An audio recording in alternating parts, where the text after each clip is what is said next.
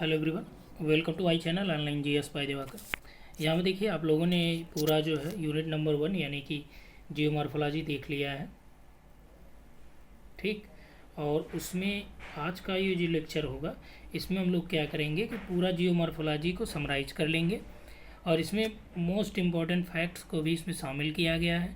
और साथ ही साथ यहाँ पे देखिए जो आपकी यूजीसी मान लीजिए सिलेबस आपका जो दिया गया वो तो सिलेबस दिया ही गया है, कुछ जो एक्स्ट्रा एक दो प्रश्न आपसे एक्स्ट्रा पूछे गए हैं यूजीसी नेट में उसको भी इसमें इंक्लूड कर दिया गया है। साथ ही साथ जो आगे पूछे जाने की संभावनाएं हैं, जैसे आपके सिलेबस में केवल डेविस और पेंग दिया है, जबकि यहाँ आपको आगे जैसे गिलबर्ट में अभी देखिए फर्स्ट शिफ्ट का हम लोग पेपर सॉल्व जो कर रहे थे उसमें आपका पार्श्वीय अपर्दन का जो मॉडल आया था, ठीक, जो गिलबर्ट महोदय का था, तो उसको भी हम लोगों ने वहाँ पे किया है, जबकि ये सिलेबस में नहीं दिया है तो इसको भी हम लोग यहाँ पे इंक्लूड किए हैं। सुम का भी मॉडल यहाँ पे है। ठीक, तो चलिए यहाँ से हम लोग देखते हैं और इसमें हम लोग लैंडफॉर्म को भी देख लेंगे। तो ये वाला लेक्चर आप निश्चित तौर पे देख लीजिएगा। ठीक, पूरा वीडियो देखिएगा और लास्ट तक देखिएगा। और यहाँ पे जैसे पूरा जब आपका कंप्लीट हो गया है यानी कि जियोमॉर्फोलॉजी, तो टेस्ट आपका लगभग 12 टेस्ट हो चुके हैं, उस टेस्ट को भी आप सॉल्व करिए। ठीक, और इधर आपका 3 से 5 दिन का आपको टाइम दे दिया जाएगा रिवीजन करने का।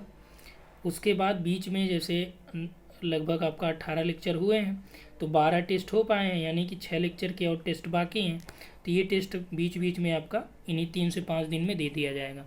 उसके बाद जब आप ये पूरा रिवीजन कर लेंगे तो यूजीसी का जो प्रश्न आया है, ठीक, यूजीसी नेट का अब तक का किस टॉपिक से, जियोमॉर्फोलॉजी से जितने प्रश्न अब तक यूजीसी में पूछे गए हैं वो प्रश्न का पीडीएफ आपको मिल जाएगा। आप उसको सॉल्व करके एक टाइम उसका फिक्स रहेगा, जैसे यहाँ पे आपका 12 टेस्ट या आगे जो टेस्ट दिए गए तो इसमें एक टाइम के अकॉर्डिंग नहीं किया गया बल्कि आपके प्रैक्टिस के लिए दिया गया है। ठीक, अब इसके बाद जो टेस्ट होंगे उसमें एक टाइम फिक्स कर दिया जाएगा, उस टाइम में आपको आना ही आना है और सबमिट ही करना है। ठीक, टेस्ट आपको यदि मान लीजिए जो कहीं वर्किंग हैं उनके लिए थोड़ा सा इशू है तो वो बाद में भी कर सकते हैं, नो डाउट। तो यहाँ पे आप जब सबमिट कर देंगे तो ये तो हो गया आपका PYQ का, यूजीसी नेट का। तो इससे ये पता चलेगा ना कि आप लोगों का जियोमॉर्फोलॉजी से जो चीज़ें पढ़ाई गई हैं वो कहाँ तक आप इसको कवर कर रहे हैं। एक तो हो गया कि प्रीवियस ईयर आपको देंगे, दूसरी चीज़ ये कि पूरा जो यूनिट है जियोमॉर्फोलॉजी पूरे सिलेबस से अलग से आपको 100 प्रश्न मिलेगा, 50-50 करके 2 पार्ट यहाँ पे कर देंगे। ठीक, तो 50 अभी हो जाएगा, 50 जो है जैसे क्लाइमेटोलॉजी जो हो रहेगा तो क्लाइमेटोलॉजी का जब हम लोग शुरुआत करेंगे तो क्लाइमेटोलॉजी का जो कंप्लीट होगा तो उस समय जो है 50 जियोमॉर्फोलॉजी का करवा दिया जाएगा। इससे आपका फ़ायदा ये रहेगा कि ताकि आप इसको भूलें ना। जियोमॉर्फोलॉजी जैसे कोई भी टॉपिक होता है जब आप एक बार पढ़ते हैं तो 3 से 5 दिन के बाद यदि आप इसे रिवीजन कर लिए तो ये थोड़ा इसकी मेमोरी रहती है 15 से 30 दिन। ठीक, इसके बीच अगर एक बार आपका यहाँ पे टेस्ट हो जाए या इस टॉपिक को आप दोहरा लेंगे तो ये पूरा आपका कंफर्म हो जाता है, क्लियर हो जाता है। ठीक, तो वही चीज़ हम लोग यहाँ पे बात करने वाले हैं। तो चलिए यहाँ पे जो इम्पोर्टेंट फैक्ट्स है पहले उसको हम लोग देख लेते हैं और उसके बाद आते हैं उस पर कि यहाँ पे देखिए वर्तमान समय में जो भूगर्भिक प्रक्रम तथा नियम कार्यरत हैं वे समस्त भूगर्भिक इतिहास में कार्यरत थे, लेकिन उनकी सक्रियता में अंतर था।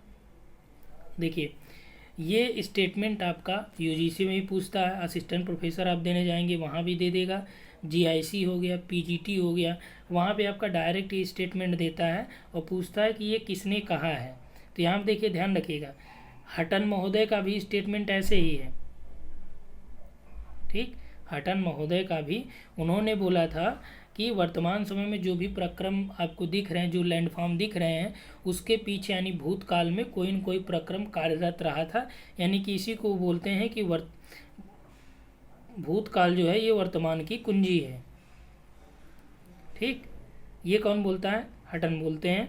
तो जबकि थानबरी क्या कहते हैं कि वर्तमान समय में जो भी भूगर्भिक प्रक्रम यानी कि जो जियोमॉर्फिक प्रोसेस हैं या जो यहाँ पे इसके नियम हैं, एक नियम के तहत ये कार्यरत थे, वे ही समस्त भूगर्भिक इतिहास में कार्यरत थे, लेकिन उनकी सक्रियता में अंतर था। केवल यहाँ तक बात होती तब कौन आता, हटन आता, जबकि यहाँ पे देखिए सक्रियता की बात आ गई तो कौन आ गए, थानबरी आ गए। अगला देखिए थानबरी ने क्या स्टेटमेंट दिया है कि स्थल रूपों के विकास में भौमिकीय संरचना एक महत्वपूर्ण नियंत्रण का कारण होती है तथा उनमें प्रतिबिंबित भी होती है। किसके बारे में? कि जो स्थल रूपों का विकास होता है उसमें वहाँ का जो स्ट्रक्चर होता है, ठीक, जो लैंडफॉर्म होते हैं वो एक महत्वपूर्ण नियंत्रण के कारण होते हैं और उसमें क्या होता है कि ये प्रतिबिंब उनका दिखता है। यानी कि जो इसके पहले, जैसे मान लीजिए कि आपका हिमालय पर्वत का निर्माण हुआ तो इसके पीछे कई कारण काम कर रहे थे। एक तो आपका ये हो गया कि जैसे मान लीजिए ये क्या था आपका, टेथिस नामक भूसन्नति थी। एक जो अलग कॉन्सेप्ट आपका ये है कि टेथिस नामक एक भूसन्नति थी। यहाँ पे विभिन्न दंदियों का अवसाद जमा हुआ और अवसाद परत दर परत जमा होने लगा। तो चूंकि यहाँ पे देखिए इधर क्या जो जियोसेंक्लाइन होती है या जो भूसन्नतियाँ होती हैं उनके साइड में क्या होता है, यहाँ हार्ड रॉक होती है और बीच में देखिए यहाँ पे जो अवसाद निर्मित हुआ है तो ये क्या होता है, इसकी अपेक्षा इसमें सॉफ्ट रॉक होती है। तो जब अंदर से ये प्रेशर पड़ता है इसमें तो उसकी वजह से क्या होगा, यहाँ पे वलित पर्वत का उत्थान हो जाता है और इसी को बोला गया कि वलित पर्वतों का उत्थान इससे हो गया था। ठीक, तो वही आपका हिमालय है जिसमें आज भी वो ऊपर बढ़ता चला जा रहा है। तो ये एक कॉन्सेप्ट है टेथिस भूसन्नति वाला। हिमालय पर्वत के निर्माण जैसे प्लेट विवर्तनिकी का भी कॉन्सेप्ट है। ठीक, तो अलग अलग सबके कॉन्सेप्ट हैं। तो यहाँ तक आपका क्लियर हुआ कि स्थल रूपों के विकास में भौमिकीय संरचना एक महत्वपूर्ण नियंत्रण का कारण होती है तथा उनमें प्रतिबिंबित भी होती है। ये थानबरी ने कहा था। ठीक, तो जियोसिंक्लाइन पे एक और कॉन्सेप्ट जो आपसे हिमालय के संदर्भ में पूछा जाता है, देखिए ये आपका है इसी से लेकिन थोड़ा सा अलग है। हिमालय के संदर्भ में ये पूछा जाता है कि आखिर क्यों हिमालय की सर्वाधिक चोटियाँ नेपाल हिमालय में ही क्यों पाई जाती हैं। ठीक, अब जब आप इंडिया का मैप बनाएंगे, ठीक, केवल हिमालय वाला ही हम यहाँ पे बात कर ले रहे हैं।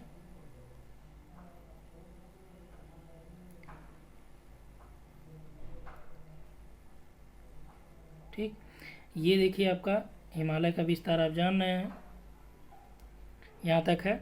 तो सर्वाधिक जो ऊंची चोटियाँ हैं कहाँ पे हैं, ये आपका नेपाल हिमालय में ही क्यों पाई जाती हैं। तो कारण ये है, वही सेम कॉन्सेप्ट। ये देखिए एक जियोसिंक्लाइन दिख रहा है आपका, यानी एक भूसन्नति की तरह ये चीज़ें दिख रही हैं। भूसन्नति इस तरह से होती है तो वैसे आपका दिख रहा है।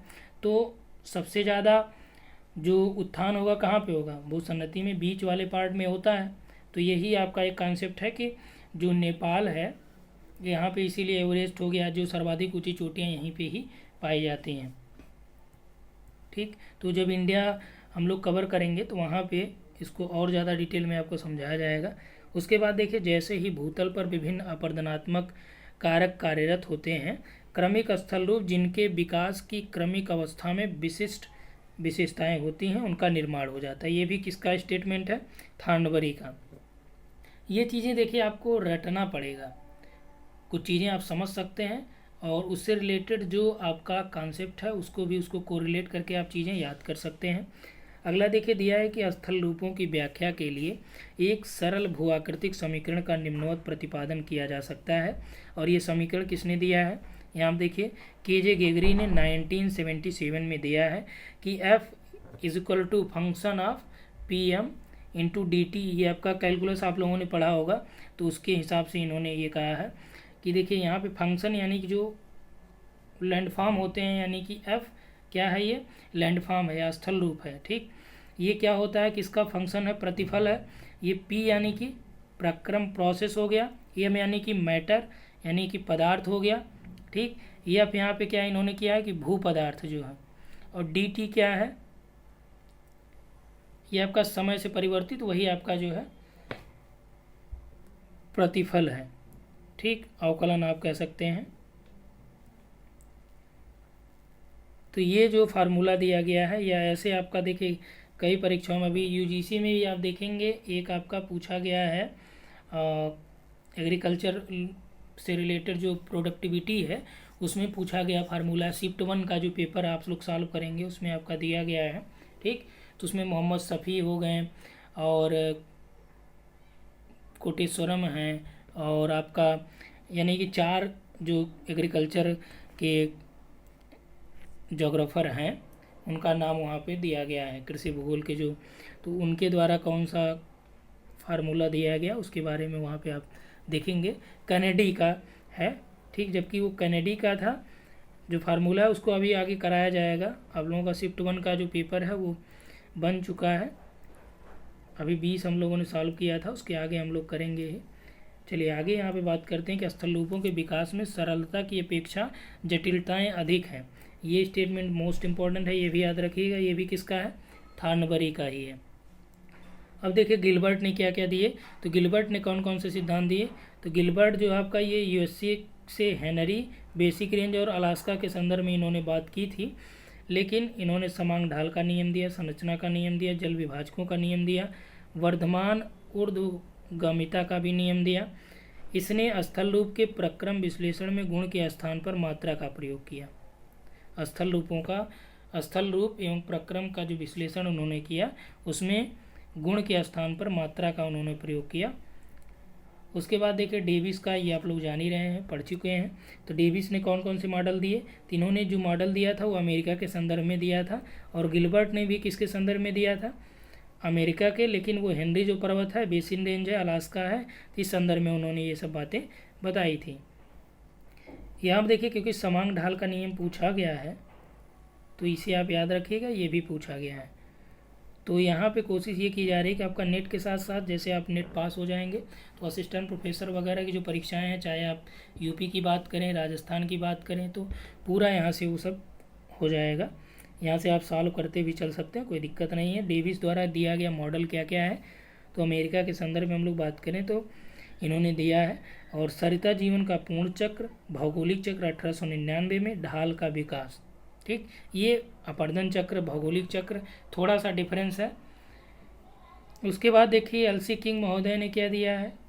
तो एलसी किंग का जो भूआकृतिक सिद्धांत है उसको इन्होंने, एलसी किंग ने किसके संदर्भ में दिया? दक्षिण अफ्रीका के संदर्भ में।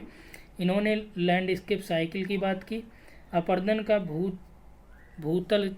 भूतलज चक्र, यानी कि अपर्दन का जो भूतलज चक्र है उसकी बात की थी। कौन?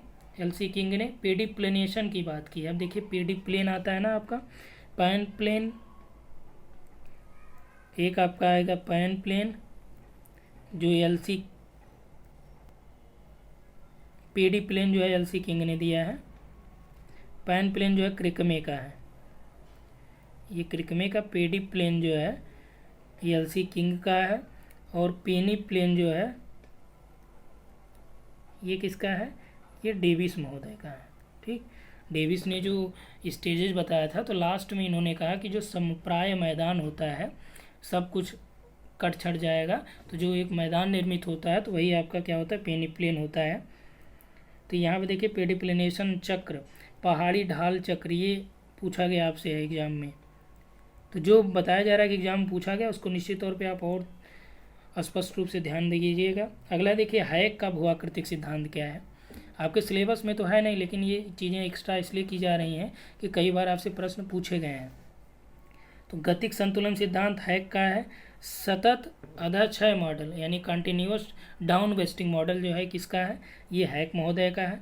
उसके बाद देखिए पॉमकिस्ट का जो है मॉडल है, पॉमकिस्ट का सम्मिश्र मॉडल है। डायरेक्ट आपका दे देगा कि कंपोजिट मॉडल जियोमॉर्फोलॉजी से रिलेटेड किसने दिया, तो आप पॉमकिस्ट लगाएंगे। यहाँ पर देखिए लिखा गया है कि डेविस, पिंक तथा हैक स्थल रूपों के विकास से संबंधित प्रतिरूपों को एक दूसरे के साथ विलय करके एक सम्मिश्र प्रतिरूप का निर्माण किया था। यानी जो पॉमकिस्ट महोदय ने क्या किया था कि डेविस का, पिंक का और हैक का, इनका जो स्थल रूप विकास मॉडल है, गतिक संतुलन सिद्धांत हैक का जो है, इन सबको ये मर्ज करके उसके बाद पॉमकिस्ट ने एक मॉडल दिया जिसको उन्होंने क्या बोला? कंपोजिट मॉडल बनाया, ठीक। अगला देखिए मोरिसावा का मॉडल है। मोरिसावा का नाम आप लोग सुने होंगे। इनका विवर्तनिक भूआकृतिक मॉडल है जो 1975 में दिया गया। तो मोरिसावा के अनुसार क्या है कि स्थल रूप एवं उनके विकास में जो विभिन्नता होती है वह प्रतिरोधिता में असमानता के कारण होती है। किसके कारण होती है? जो प्रतिरोधिता होती है उसमें विभिन्नता हो जाए, असमानता हो जाए, उसके कारण जो है स्थल रूपों और उनके विकास में जो विभिन्नता होती है, अलग अलग जगह स्थल रूप अलग अलग दिखाई देते हैं, ठीक।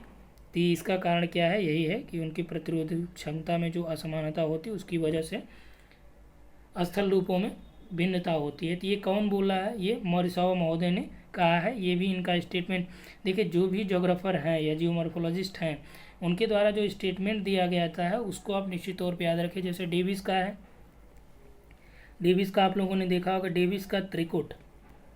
चलिए ये आप लोग कमेंट करके बताइएगा, त्रिकुट हमने बता दिया है।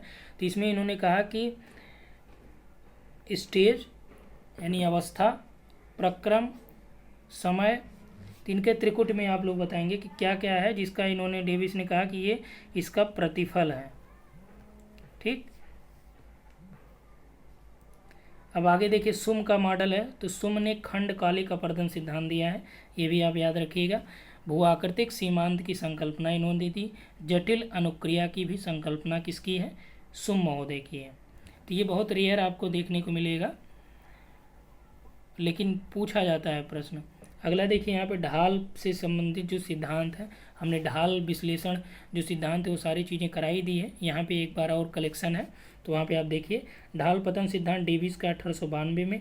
ढाल प्रतिस्थापन सिद्धांत किसका है? पेंक का है। तो याद रखिएगा, ढाल पतन की बात करेगा तो डेविस आ जाएंगे, अगर उसे प्रतिस्थापित की बात करेगा तो पेंक आ जाएंगे। ठीक, ढाल मूल्यांकन सिद्धांत किसका है? वुड का है। पहाड़ी ढाल चक्र सिद्धांत किसका है? तो ये किंग महोदय का है। पहाड़ी ढाल चक्र सिद्धांत किंग का है। जलवायु एकरूपतावाद किसका है? किंग का है। ध्यान रखिएगा, यहाँ पे आपको कंफ्यूज नहीं होना। एकरूपतावाद यानी कि यूनिफॉर्मिटीज्म किसका है? ये आपका हट्टन का है, जेम्स हट्टन का। जबकि जलवायु एकरूपतावाद किंग का है। पहाड़ी ढाल चक्र भी किंग का है, ऊपर आपने देखा था। सरल रेखी ढाल संकल्पना ये किसकी है? सेविजियर की है। कब दिया था? 1952 में। ठीक, अगला है ढाल विकास मॉडल, ये फिशर लेहमान का है। किसका है? ढाल विकास मॉडल ये फिशर लेहमान का है। और प्रक्रम अनुक्रिया मॉडल किसका है? ये यंग महोदय का है। ठीक, नेक्स्ट देखिए कोणीय ढाल विधि किसका है? बेंटवर्थ का है। ये भी पूछा गया आपसे, कोणीय ढाल विधि किसकी है? बेंटवर्थ की है। और ये भी पूछा गया, मैच कराने के लिए दे देता है ना आपका, जैसे दे दिया सिद्धांत और दे दिया प्रतिपादक या प्रतिस्थापित किसने किया है, ठीक है, संस्थापक, तब आप क्या लगाएंगे।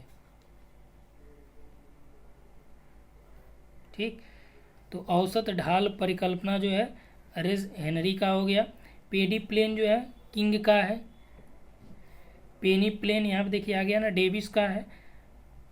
पैन प्लेन या पैन प्लेनेशन किसका है? क्रिकमे का है। CH क्रिकमेन का पूरा नाम, यह भी ध्यान रखिएगा। जैसे परीक्षा में कई बार पूछा जाता है, मान लीजिए क्रिकमे दो लोग हैं उनका नाम दे दिया, जैसे टेलर की हम लोग बात करते हैं तो एक आपका जी टेलर होगा, ग्रिफिथ टेलर, एक आपका FB टेलर है। तो अब प्रश्न बना दिए जैसे कि, तो वो अलग से आपको ये चीज़ें थोड़ा सा फोकस करके चलना पड़ेगा। ठीक, क्रिकमे का CH क्रिकमे है। समानापर्दन चक्र पुष्यंग थॉमस का है, ये भी आपसे मैच कराने में पूछा गया था। ठीक, समानापर्दन चक्र UGC के प्रश्न है, आप प्रीवियस ईयर सॉल्व करेंगे तो मिल जाएगा उसमें। ठीक, लासन की हम लोग बात करें तो पैन फैन किसने दिया है? लॉसन ने दिया है। टेक्नोजेमेट्रिक मॉडल किसका है? ये मोरिसावा का है। टेक्नोजेमेट्रिक मॉडल। इपिसोडिक इरोजन सिद्धांत किसका है? सुम LHT का है। ऊपर आपने देखा था सुम का जो मॉडल है। ठीक, इपिसोडिक इरोजन सिद्धांत किसका है? यहाँ पे आप आ जाइए, देख लीजिए सुम महोदय का, ये खंडकालिक सिद्धांत। ठीक, उसके बाद देखिए ये टॉपिक आपका और ही महत्वपूर्ण है, भूआकृतियाँ। ठीक, जैसे बहता हुआ जल या नदी से निर्मित जो स्थलाकृतियाँ हैं उसकी हम लोग यहाँ पे बात करते हैं। तो सबसे पहले यहाँ पे हमारे पास जो उपलब्ध है ये है बहता हुआ जल या नदी। तो इसमें दो प्रकार की स्थलाकृतियाँ आपसे परीक्षा में पूछी जाती हैं। आप चाहे PGT का उठा के देख लीजिए, UGC नेट का उठा के देख लीजिए, ठीक, या आप GIC का उठा के देख लीजिए। कोई भी एग्ज़ाम जो हुआ है भूगोल का, हर जगह इस टॉपिक से प्रश्न 100% आपका रहेगा। तो अपर्दनात्मक जो स्थलाकृतियाँ होती हैं नदी के द्वारा, तो सबसे ऊपर जब नदी की एकदम युवावस्था होगी तो क्या करेगी? जो चट्टानें हैं उनको एकदम काट देगी। तो ये किस प्रकार की घाटी का निर्माण करेगी? V आकार की घाटी बनाएगी। उसके बाद I आकार की घाटी, गार्ज हो गया, कैनियन हो गया, जलप्रपात, छिप्रिका, नदी विसर्प, संरचनात्मक सोपान, नदी वेदिका, संप्राय मैदान, यही पेनी प्लेन। तो ध्यान रखिएगा, कई बार आप ये ध्यान रखते हैं कि जैसे मान लीजिए पेनी प्लेन हमने ये बताया था कि एकदम अंतिम अवस्था होती है, पूरा एकदम मैदान दिखता है, तो आप ये समझेंगे कि यार मैदान दिखता है तो निक्षेपण हुआ होगा तो एकदम समतल हो गया होगा, तो ऐसा नहीं है। पेनी प्लेन आपका जो है अपरदनात्मक स्थलाकृति के अंतर्गत आएगा, जबकि निक्षेपात्मक में नदी द्वारा जलोढ़ हो गया, पंख हो गया, जलोढ़ शंकु हो गया, प्राकृतिक तटबंध हो गया, बाढ़ का मैदान हो गया और डेल्टा हो गया। ठीक, आगे हम लोग डेल्टा के प्रकार पढ़ेंगे। हिमानी या हिमनद की हम लोग बात करें तो हिमानी और हिमनद क्या करते हैं, ये अपघर्षण और उत्पाटन दोनों करते हैं। देखिए कई बार ये पूछ देता है कि कौन सी क्रिया हिमनद के द्वारा होती है या हिमानी के द्वारा कौन सी क्रिया नहीं होती है। अब दे दिया आपसे कि उत्पाटन भी है, अपघर्षण भी है, ठीक, परिवहन है, तो ये हिमानी करती है। तो यहाँ पे किस आकार की घाटी का निर्माण बनेगा, अपरदनात्मक स्थलाकृति में ये यू आकार की घाटी बनाती हैं, लटकती या निलंबित घाटी बनाती हैं। सर्क या हिमगह्वर हो गया, सर्क झील या टॉर्न हो गया, एरेट, इसे तीक्ष्ण कटक भी कहते हैं। हॉर्न या गिरसिंग्र इसे कहते हैं। नुनाटक, नुनाटक मोस्ट इम्पॉर्टेंट है, ये आपका अपरदनात्मक में आएगा। पृच्छ हो गया, भेड़ पीठ शिला या रास मुटाने इसे कहते हैं, ये भी इम्पोर्टेंट है, ये भी आपका अपरदनात्मक में आएगा। हिम सोपान हो गया, फियोर्ड, ये भी इम्पोर्टेंट है, ठीक। निक्षेपात्मक में हम लोग बात करें तो हिमोड हो गया या मोरेन हो गया। तो हिमोड या मोरेन इस तरह से बनता है, जैसे ये मान लीजिए आपका है, तो यहाँ पे नदियाँ जब एक दूसरे की मिलती हैं तो यहाँ पे आपका हिमोड बन जाता है। ड्रमलिन, ड्रमलिन ये आपका जो है अंडे की टोकरी की तरह होती है। एस्कर, ड्रमलिन हो गया, किम हो गया, किम वेदिका, केटिल, हम्मक, हिमजल, ये सभी निक्षेपात्मक में आ जाते हैं। जबकि पवन की बात हम लोग करें तो पवन जो अपवाहन भी करता है यानी उड़ाता है, अपघर्षण भी करता है, ठीक, सन्निघर्षण भी करता है। यानी अपघर्षण मतलब जैसे पार्श्व में मान लीजिए यहाँ पे कंकड़ उड़ा, यहाँ पे लगा तो ये अपघर्षण हो गया। सन्निघर्षण मतलब कि इनका आपस में ही टकराव होता है, जैसे दो बड़े बड़े कंकड़ पत्थर हो गए बड़े टुकड़े, आपस में ये टकरा जाएं तो इसे क्या बोलेंगे, सन्निघर्षण हो गया, ठीक। अपरदनात्मक में पवन के द्वारा अपवाह बेसिन या वातगर्त का निर्माण होता है। इंसेलबर्ग हो गया, छत्रक शिला, मशरूम रफ, भूस्तंभ या इसे डिमाइजल कहते हैं, यार्डंग, डाइकांटर, जालीदार शिला, पवन पुल, ये सभी अपरदनात्मक हैं पवन के द्वारा। पवन के द्वारा निक्षेपात्मक में बालुका स्तूप होगा, बरखान है, नेवका है, लूनेट है, तारा स्तूप, हॉल बैक स्तूप है। स्तूप जितने भी हैं किस में आएंगे, वो आपका निक्षेपात्मक में आ जाएगा। रेत मुक्त कॉरिडोर है या गौसी हो गया, लोयस हो गया, बजाडा हो गया, प्लाया हो गया। प्लाया बजाडा मोस्ट इंपॉर्टेंट है, ये भी आपका निक्षेपात्मक में ही आएगा पवन के। तो ये चीज़ें आप याद रखिएगा और डिटेल में हमने कराया भी है फिगर में। सागरीय जल की हम लोग बात करें तो इसके अपरदनात्मक जो स्थलाकृति हैं, तटीय क्लिप हो गया, खांच या दांत हो गया, तटीय कंदरा होगी, प्राकृतिक चिमनी या वात छिद्र, वातगर्त, वात छिद्र, निवेशिका या जी हाँ यहाँ पे लिखा है निवेशिका को, प्राकृतिक मेहराब हो गया, चिमनी शैल हो गया, लघुनिवेशिका हो गई, तरंग स्टैक, घर्षित वेदिका, ये सभी सागरीय जल की अपरदनात्मक में आ जाएंगे। निक्षेपात्मक की हम लोग बात करें तो निक्षेपात्मक स्थल रूप में आपका पुलिन या बीच आ गया, कसपुलिन हो गया, रोधिका हो गई, अपतट रोधिका हो गई, स्पिट या भूजीवा हो गई, लूप रोधिका हो गई, संयोजक रोधिका हो गई, छल्लेदार रोधिका हो गई, टोम्बोलो, टोम्बोलो जैसे जो द्वीप है इसको जो जोड़ता है टोम्बोलो हो गया, रोधिका द्वीप हो गई, ये सब किस में आ गए, सागरीय जल में आ गए। तो ये अपरदनात्मक निक्षेपात्मक हो गया। अब भूमिगत जल की हम लोग बात कर लें तो भूमिगत जल से निर्मित देखिए अपरदनात्मक भी आपका घोल रंध्र हो गया, बिलहन रंध्र हो गया, डोलाइन हो गया, पोलजे है, युवाला है, लैपीज है, कंदराएँ हैं, प्राकृतिक पुल है, धस्ती निवेशिका है, अंधी घाटी हो गया, कास्ट या घोल घाटी, ये सभी क्या है, भूमिगत जल से निर्मित स्थलाकृतियाँ हैं, ठीक। इसे कास्ट स्थलाकृतियाँ भी कहते हैं। निक्षेप से निर्मित स्टैलेक्टाइट हो गया, स्टैलेग्माइट हो गया, कंदरा है, कंदरा स्तंभ हो गया, ड्रिप स्टोन है, स्पेलियोथेम है, ग्लोबुलाइट हो गया, हेलेक्टाइट हो गया, हेलेग्माइट हो गया, ये सभी क्या है, निक्षेपात्मक है। किससे, भूमिगत जल से। इसको देखिए स्टैलेक्टाइट या स्टैलेग्माइट को हिंदी में अच्युताश्म और निश्चुताश्म करके इसको कहा जाता है, तो बहुत टफ होता है, ठीक। तो जो लैंडफॉर्म है उसका आप इंग्लिश याद रखेंगे, ज़्यादा फायदे में रहेंगे, क्योंकि कई जगह इसका प्योर हिंदी अलग लिख देता है, क्योंकि ये सब जो पेपर बनाते हैं गूगल ट्रांसलेटर करके यूज करते हैं, ठीक। कम समय में बहुत ज़्यादा बनाते हैं, इसलिए जो है।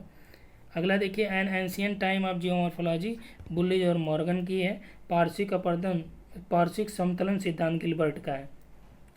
ये आप पेपर शिफ्ट 1 का उठाइए, वहाँ पे आपको मिल जाएगा अभी जो आपका हुआ है, ठीक। जबकि ये पहले भी पूछे गए प्रश्न हैं। फिजिकल ज्योग्राफी स्टॉलर का है। द्विचक्रीय सिद्धांत डेविस का, ये भी पूछा गया प्रश्न है। जलस्तर सिद्धांत स्विंटर का, ये भी पूछा गया है। स्थैतिक जलखंड सिद्धांत गार्डनर का, ये भी पूछा गया है। अतिक्रमण सिद्धांत मालोट का, ये भी पूछा गया है। ये सब मिलान करने के लिए दिया था, ठीक। तो ये टोटल हम लोगों ने बात कर लिया कि कौन कौन से इंपॉर्टेंट फैक्ट्स हैं जो आपके यूजीसी नेट के लिए हैं, जो इस पूरे जियोमॉर्फोलॉजी के चैप्टर में आपके लिए महत्वपूर्ण है। एक और आपको पीडीएफ मिल जाएगा जो आपका लेक्चर नंबर 19 रहेगा, जिसमें केवल हम लोग बात करेंगे किस चीज़ की, जियोमॉर्फोलॉजी के इम्पोर्टेंट फैक्ट्स की भी उसमें हम लोग बात किए हैं, ठीक। तो इस वीडियो में हम लोग इतना ही बात करेंगे। Thanks for watching. और कहीं भी आपको कोई इशू इतने पूरे यूनिट में हुआ हो तो आप निश्चित तौर पे पूछ सकते हैं, ठीक।